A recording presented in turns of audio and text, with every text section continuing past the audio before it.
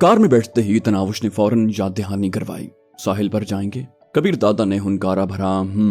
Car में खामोशी छा गई थी। कबीर दादा अपनी बेखुद होती हालत पर खिफ़्फ़त महसूस कर रहा था। खामोशी को तनावुश की आवाज ने तोड़ा। वो पूछ रही थी, मेरा कबीर कहना आपको बुरा लगता है? कबीर दादा ने उसकी तरफ मुतवज्जे होते हुए खुद पर मसनूई संजीदगी तारी की। बोला, अगर मेरा जवाब इस बात में हो तो? वो बोली, फिर मैं जानू, शहजादा, सरताज वगैरह कहकर पुकार लिया करूं। उसने अभी अपना लहजा संजीदा ही रखा था, मगर अल्फाज से टपकती शरारत ने कबीर दादा को हंसा दिया। तुम लाइलाज हो।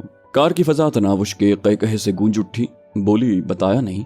कबीर ने मुंह बनाया। कबीर ही ठीक है। उसके साथ ही उसकी आंखों में एक मंजर उभरा कि तनावुश उसे जानू, मेरे शहजादे कहकर मुखातिब कर रही है, और ये सुनते हुए पाशा अपनी कनपटी पर पिस्तौल रख कर खुदकुशी कर रहा है। वो हठ धर्मी से बोली, मेरा जो दिल चाहेगा कहूंगी, बदले में आप कुछ भी कह सकते हैं। कबीर बोला, मैं मिस मुसीबत और दिमाग चूस के अलावा भला क्या कह सकता हूँ? तनावुश उसकी बेबसी पर खिलखिलाती। सड़क किनारे होटल्स देखते ही वो पूछने लगी, साहिल पर इतने होटल खुले हैं, यहाँ भी खाना खाया जा सकता था? वो बोला, मकसद खाना खाना था, वो पूरा हो गया। वो कार को आगे ले गया। एक जगह पर उसने कार सड़क से कच्चे पर उतार ली और एक मुनासिब जगह पर पार्क कर दी। पाँव से चप्पल उतार कर वो बाहर निकल आई। नंगे पाँव चलेंगे। सिर पर लिया दुपट्टा उसने मफलर की तरह गले में लपेटा और उसके घने स्याह लंबे बाल काली घटा की तरह उसकी कमर तक बिखर गए। चांद की रोशनी में उसका हुस्न मजीद निखर आया था। कबीर दादा भी जूते उतार कर बाहर निकल आया। वो उसका हाथ पकड़कर पानी की तरफ बढ़ गई।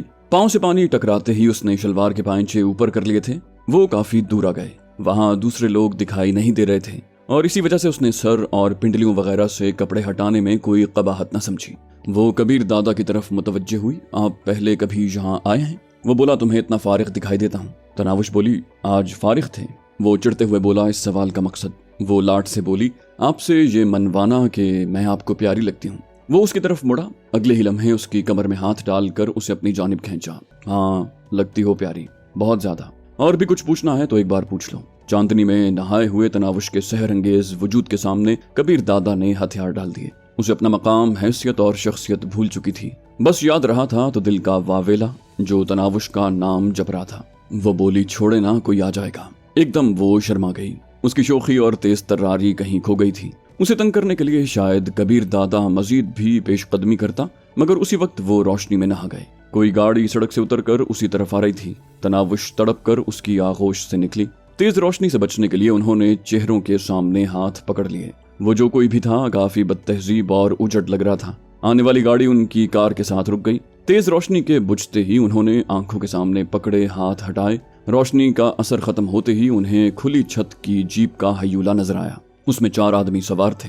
नीचे उतरते वक्त वो बेहंगम कह लगा रहे थे। तनावुश का दिल नाखुशगवार अंदाज में धड़क रहा था। हयूलों को अपनी जानिब रुख करते देखकर तनावुश फौरन गले में झूलता दुपट्टा सर पर लपेटकर छाती पर फैलाने लगी। एक वाहियात आवाज तनावुश के कानों में पड़ी, अरे रुमानवी सीन तो खत्म हो गया है। हीरो साहब ने हीरोइन को अपने बाजुओं के घेरे से आजाद कर दिया। तनावुश ने फौरन कबीर दादा का हाथ पकड़ लिया, गोया उसका सहारा चाह रही थी। वो आवारा गर्दों की कोई टोली थी जो अकेले जोड़े को देखकर लूटने चले आए थे। ऐसे गिरोह अकेले आदमियों को लूटने के साथ औरतों की इज्जत खराब करने में भी मशहूर थे। आने वालों से बेनियाज कबीर ने चाहत भरे लहजे में पूछा, डर गए हो? कबीर दादा को ऐसे सड़क छापों से क्या खौफ हो सकता था जिसकी सारी जिंदगी ही ऐसे हालात का सामना करते गुजरी हो। वो निडर लहजे में बोली, नहीं, आपकी मौजूदगी में जरा भी डर नहीं लगता। वो दूर ही से अपने अंदर की गलाजत का इजहार करते आ रहे थे। अगर तुमसे कुछ नहीं हो पा रहा तो इस बुलबुल को हमारे हवाले कर दो। वो 4-5 कदम दूर थे जब कबीर दादा की इत्मीनान भरी आवाज उभरी, अच्छा, सबसे पहले कौन सा सूरमा अपनी ताकत का मुजाहिरा करेगा? आगे वाले दोनों आदमी ठिठक कर रुक गए। उसके साथ ही उन्होंने गोया आंखें फाड़ फाड़ कर कबीर दादा की जानिब देखा। हकलाती और फंसी फंसी आवाज उनके हलक से बरामद हुई, कबीर दादा। अगले ही लम्हे दोनों के जिस्म राशे वाले मरीज की तरह लरसना शुरू हो गए थे। अकब में आने वालों के कानों में जब कबीर दादा की आवाज पड़ी, वो भी हक्का बक्का खड़े रह गए। उनकी आवाज सुनते और शक्ल देखते ही कबीर दादा उन्हें पहचान गया था। वो उसके अपने ही आदमी थे। उनकी तरफ कदम बढ़ाते हुए कबीर दादा फुनकारा, तो तुम लोग रात को ये काम भी करते हो? आगे वाले के होंठों पर ये अल्फाज थे, माफ कर दें दादा। कबीर दादा का हाथ घुमा। चेहरे पर पड़ने वाले थप्पड़ ने उसे रेत पर उछाल दिया। उसने उठने की कोशिश नहीं की थी। अगले मिनट में बाकी तीनों भी भरपूर थप्पड़ खाकर उसके साथ लेटे नजर आए। हर एक की जबान पर मुख्तलिफ अल्फाज रक्सा थे। गलती हो गई दादा, माफ कर दें, आइंदा ऐसा नहीं करेंगे। मगर तमाम का मतलब माजरत करना ही था। करीब होकर कबीर दादा ने फुटबॉल को किक मारने के अंदाज में उन पर चंद ठोकरें बरसाईं। वो वावेला करते हुए लेटे रहे। उठने की जुर्रत किसी ने नहीं की। नवीद, अड्डे इंचार्ज को कॉल करके यहीं बुला लो, उसकी आमद तक कान पकड़कर मुर्गा बने रहो। मैं जरा आगे तक जा रहा हूँ, वापसी पर उसे यहाँ मौजूद होना चाहिए और उसे कॉल भी मुर्गा बने बने करोगे। कबीर दादा की बात खत्म होते ही उन्होंने इस सूरत से मुर्गा बनते हुए कान पकड़े थे कि तनावुश खिलखिला पड़ी। नवीद नामी आदमी इसी हैयत में कान पकड़े अपने अड्डे के इंचार्ज को कॉल करने लगा। कबीर दादा तनावुश को लेकर उनसे दूर हटने लगा। वो उसका हाथ थामते हुए भोलेपन से पूछने लगी, ये लोग आपसे इतना डरते क्यों हैं? हालांकि इतने प्यारे और नरम दिल हैं आप। वो मुस्कुराया, बोला, पागल, तुमने कबीर दादा का सिर्फ एक ही रूप देखा है। वो बोली, मैं अपने कबीर के सारे रूप देख चुकी हूँ। कबीर ने पूछा, फिर डर नहीं लगता? वो मासूमियत से बोली, बहुत लगता है। आपके दूर जाने का, बिछड़ने का, रूठने का, किसी और लड़की की तरफ मुतवज्जे होने का और मुझे धुतकारने का डर हर वक्त मेरे दिल को लर्जाता रहता है। वो साफ गोई से बोला, सही कहा। जिस दिन से तुम मेरी जिंदगी में आई हो, मेरी यही कोशिश रही है, काश मैं इसमें कामयाब हो गया होता। वो बोली, अल्लाह न करे ऐसा हो, मर जाऊंगी और फिर रोते रहेंगे हम। इस धमकी से कबीर दादा पर मुनकशिफ हुआ कि शायद पाशा की कोशिशें बेकार जाएं। इतने खुलूस भरे लहजे में कोई झूठ नहीं बोल सकता था। उसकी आंखों में निग्गी की आमद के बाद तनावुश के चेहरे पर नमूदार होने वाले तासुरात आए और उसे बगैर किसी शक व शुबे के यकीन हो गया कि वो ठीक कह रही है। उसके बावजूद वो उसे समझाने से बाज नहीं आया था। तुम किसी और से शादी करके घरेलू जिंदगी गुजार सकती हो, ऐसी शराफत भरी जिंदगी जिसकी तुम हकदार भी हो। एक शरीफ और बाकिरदार मर्द हर वो खुशी, हर वो सुकून और इत्मीनान तुम्हारी जिंदगी में ले आएगा जिसके तुम हकदार भी हो। मेरे साथ सिवाय ख्वारी के और कुछ नहीं मिलने वाला। वो बोली, अगर आइंदा ऐसा कुछ कहा तो मुझसे बुरा कोई नहीं होगा। उसने जिंदगी में पहली बार इस अंदाज में धमकी दी थी। कबीर दादा उसकी तरफ मुतवज्जे हुआ। क्या? वो बोली, वही जो आपने सुना है। हंसकर कहते हुए वो भाग पड़ी। वो भी उसके बचपने में दिलचस्पी लेते हुए उसके पीछे भाग पड़ा। तनावुश की रफ्तार काफी तेज थी, मगर वो जितनी भी तेज होती कबीर दादा का मुकाबला तो नहीं कर सकती थी। उसने जल्दी ही तनावुश को जा लिया, मगर इससे पहले कि वो उसे पकड़ता, हाय कहते हुए रेत पर वो लेट गई। कबीर दादा परेशान होकर उसके साथ बैठ गया। क्या हुआ? टखने पर जोर देते हुए वो कर रही, पाँव में मोच आ गई है, उफ बहुत दर्द हो रहा है। घुटने साहिल की गीली रेत पर टेकते हुए वो उसका टखना सहलाने लगा। दिखाओ मुझे। तनावुश ने कराते हुए उसके कंधे पर माथा रख दिया। उसने परेशानी भरे लहजे में उसे डांटा, किसने कहा था कि भागो? वो रूहान सी होने लगी। अब गुस्सा तो ना करे ना, दर्द हो रहा है। उसकी रोती आवाज सुनकर कबीर दादा के दिल को कुछ होने लगा। अच्छा ठीक हो जाएगा, रोते नहीं है। वो मुंह बसोरते हुए कहने लगी, आपको बस डांटना ही आता है।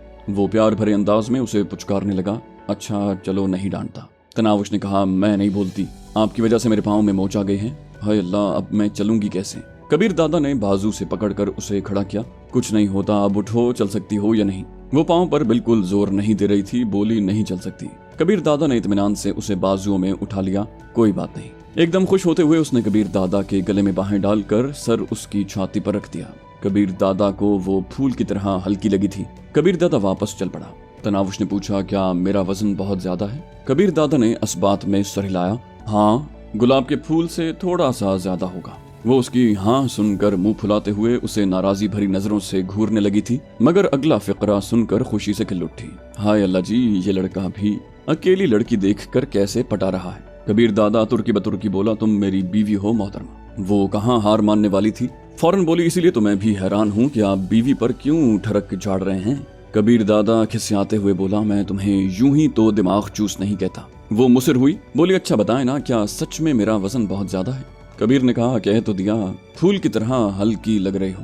तनावुश बोली, तो फिर पहले उठाते ना, मुझे मोच आने का बहाना तो न करना पड़ता। उसने रुकते हुए तनावुश को घूरा। क्या ये बहाना है? उसने आंखें बंद करके नीचे वाला होंठ ऊपर वाले होंठ पर चढ़ाया और ऊपर नीचे सर हिला दिया। इस आलम में वो कबीर दादा को नन्ही बच्ची ही लगी थी। वो बोला, दिल करता है नीचे फेंक दूं। वो जल्दी से बोली, सचमुच चोट लग जाएगी और हर वक्त उठाकर फिरना पड़ेगा। कबीर दादा ने बादल नखास्ता उसे नीचे उतारा। कबीर बोला, अच्छा उतरो नीचे। उसने बादल नखास्ता उसे नीचे उतारा। वो हंसते हुए उसके साथ लगते हुए बोली, अपने मोबाइल से मेरी तस्वीर ही खींच लेते, कितनी प्यारी लग रही हूँ। कबीर दादा ने उसे चिढ़ाया, इतनी भी खूबसूरत नहीं हो। वो बोली, ठीक है, नहीं खिंचवाती। उसने दूर होने की कोशिश की, मगर कबीर दादा ने फौरन एक हाथ उसकी कमर में डालकर उसे करीब समेट लिया।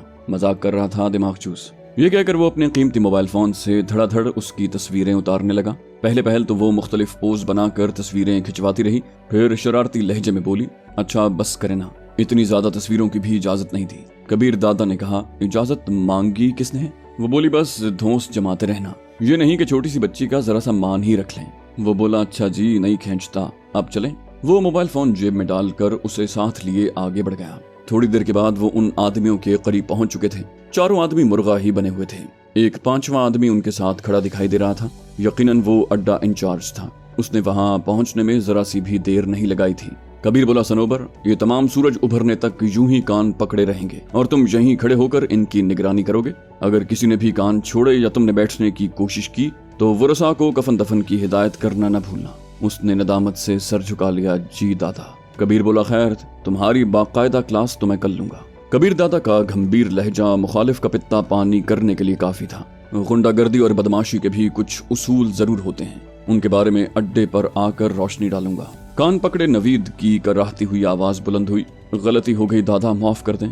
बाकी भी पुकारने लगे, माफ कर दे दादा, एक मौका दे दें। कबीर बोला, जिंदा छोड़कर मौका ही तो दे रहा हूँ। खामोश खड़ी तनावुश ने एकदम कबीर दादा का हाथ थाम कर इल्तिजा की, चलें आज इन्हें माफ कर दें। कबीर दादा ने उसकी तरफ सख्त नजरों से घूरा, तुम बीच में दखल न दो। वो मुसर रही, मैं कह रही हूँ ना, इन्हें एक और मौका दे दें। इस मर्तबा कबीर दादा तनावुश का हुक्म न टाल सका।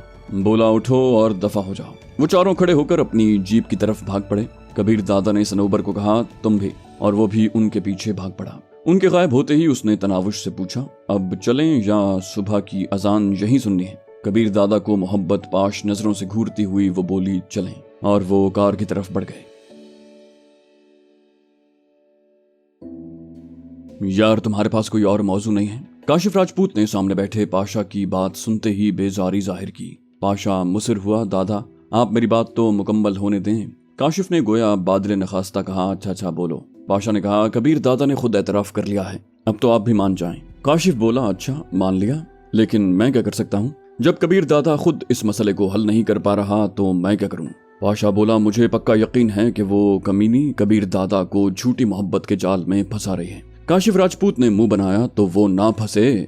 पाशा बोला, शिकार कभी फंसना नहीं चाहता। शिकारी अपनी चालों और महारत को बरुए कार लाकर शिकार को अपने बस में करता है। काशिफ बोला, चलो मान लिया वो दोखली है और कबीर दादा को झूठी मोहब्बत के जाल में फांस रही है। कबीर दादा ने भी तुम्हें खुली छूट दे दी है, लेकिन अब क्या अल्लाह अमल अपनाओगे? क्या वो लड़की तुम्हारी ऑफर को कबूल करते हुए एक बड़ी रकम का मुतालबा करेगी और कबीर दादा की जिंदगी से दफा हो जाएगी, या कोठी बंगले कार वगैरह के बदले कबीर दादा की जिंदगी से निकलने पर तैयार हो जाएगी? पाशा ने इत्मीनान भरे अंदाज में सर हिलाया, हाँ ऐसा ही है। काशिफ बोला, तो अमल करो ना अपने मंसूबे पर। कबीर दादा की गैर मौजूदगी में घर चले जाओ और उससे इत्मीनान से बात कर लो, लेकिन याद रखना अगर तुम्हारे तई वो इतनी ही चालाक और तेज है तो आसानी से कोई ऑफर कबूल नहीं करेगी।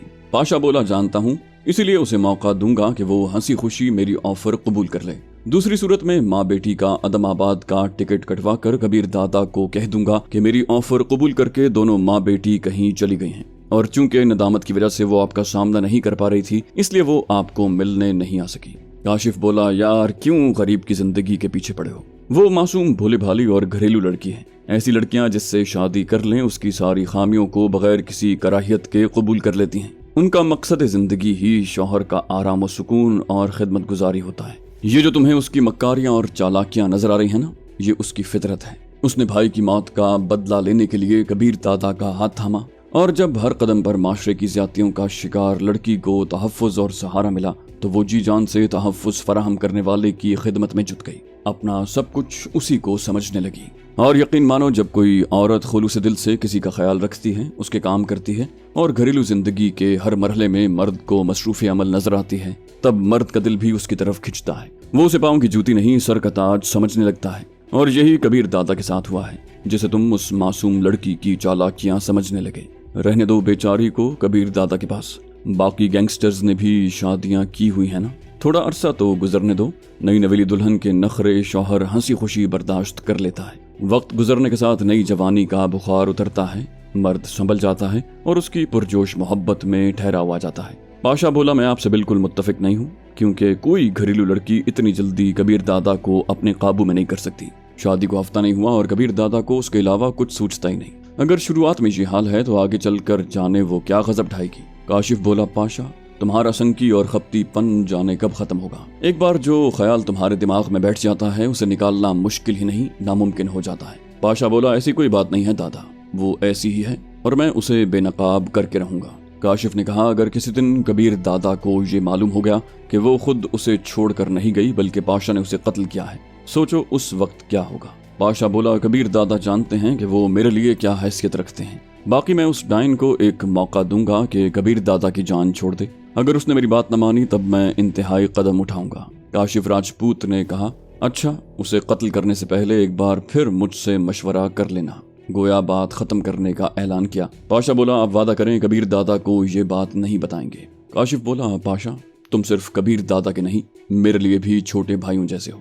मैं कभी नहीं चाहूंगा कि कबीर दादा तुमसे मुतनफ्फर हो। बाकी तुम एक बार कोशिश करके देख लो, हो सकता है उस वक्त तक कोई मुनासिब हल सोच लूं। यकीनन उस लड़की का कत्ल इस मसले का हल नहीं है। जब कबीर दादा के दिल में उसकी मोहब्बत का ख्याल बैठा हुआ है तो उसकी मौत कबीर दादा को कोई नुकसान भी पहुंचा सकती है और ऐसे मामलों में इंसान सारी जिंदगी नहीं संभल पाता। शायद वो खुद को नाकाबिल तलाफी नुकसान पहुंचा बैठे, इसलिए सोच समझ कर कदम उठाना होगा। पाशा बोला, आप मुझे डरा रहे हैं। वो हकीकतन परेशान नजर आने लगा। काशिफ ने कहा, डरा नहीं, समझा रहा हूँ। पाशा बोला, ठीक है दादा, मैं आपको बताकर ही ये इंतहाई कदम उठाऊंगा। उसने खड़े होकर अलविदाई मुसाफे के लिए हाथ बढ़ा दिया।